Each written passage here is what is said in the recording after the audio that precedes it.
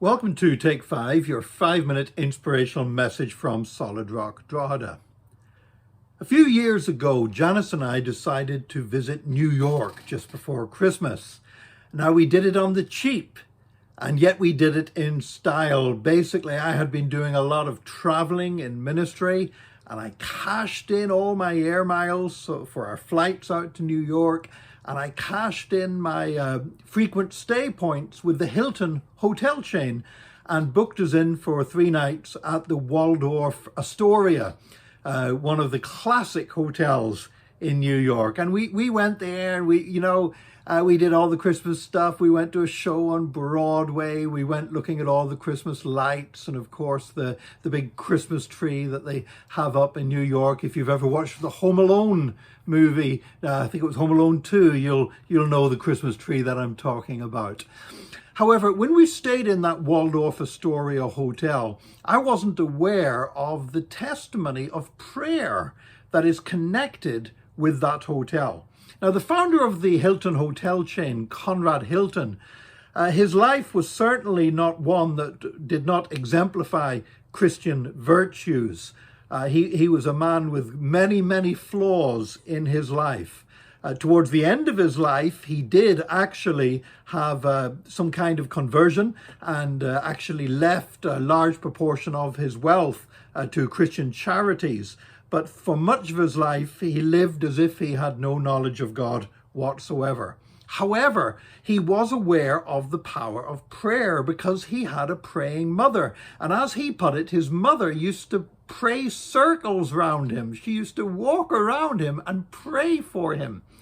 And he says that this was something that he discovered later in his life. In 1931, the Great Depression had hit the United States, and it's back in 1929 that had started. It was not a great time to be a hotelier. Hilton, with his fledgling hotel operation, was actually having to borrow money for food off a porter in his own hotel. And yet he'd got a photograph of the Waldorf Astoria, which at that time it was basically the most famous hotel in America. I mean, when other hotels were struggling, the Waldorf Astoria, it had 6 kitchens, it had 200 chefs, it had 500 waiters and over 2,000 rooms in the hotel. And what Conrad Hilton did was he got this photograph of the Waldorf Astoria and put it underneath the glass pane that covered his desk, so it would be there in front of him every day. And he would walk around his desk and he would pray circles around that picture of the Waldorf Astoria hotel, believing that he would succeed in this hotel business, just like the people who ran the Waldorf had succeeded.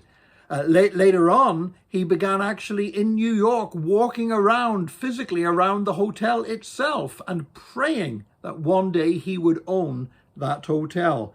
And sure enough, in 1949, Conrad Hilton bought the Waldorf Astoria and added it to his portfolio of hotels. His mother had prayed circles around him, and he learned from that how to pray circles around a hotel. Now, as I say, Conrad Hilton was not anybody's idea of a faithful, believing Christian for most of his life, yet nevertheless, he learned the power of prayer. And one of the amazing things about prayer is God does not answer prayers on the basis of our deserving to have an answer. God answers prayers out of grace. God answers prayers from people who know him and people who don't know him. God answers prayers that are well put together and expressed in nice words, and God answers prayers that are simply a desperate cry from a broken heart. I've learned so many times over the years that God does answer prayer.